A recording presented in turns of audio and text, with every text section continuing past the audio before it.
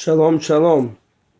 In this week's parasha, it says matzot te'achel b'makom kadosh. Matzot should be eaten in a holy place.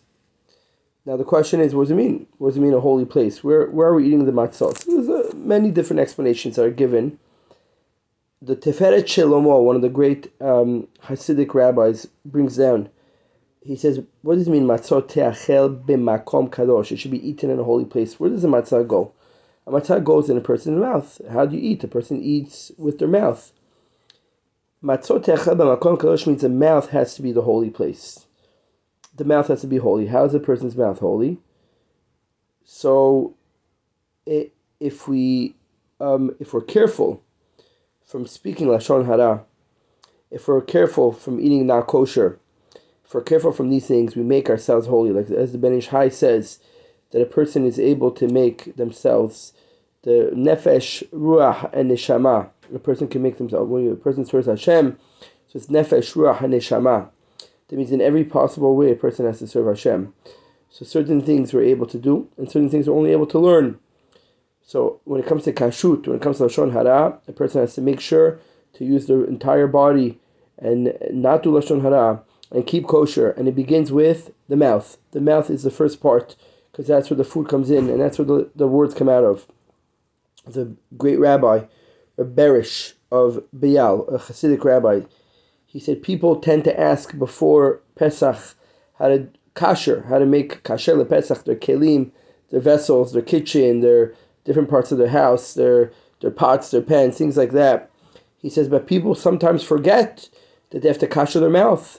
As we said, a person's mouth has to be kosher, has to be tahor, has to be pure in order to eat the matzah. Like the pasuk says, matzot te'achel b'makom kadosh, you need a holy place.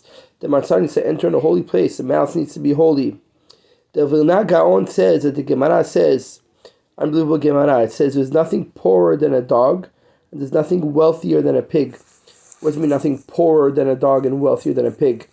It means that mitzvot that we do responsibly and we care about and we work hard on.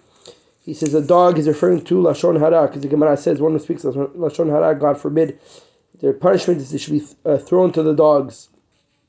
Nothing poorer than a dog is referring to that a person, we tend to speak lashon hara often. It tends to be something that we do a lot and something that is a very big challenge, unfortunately.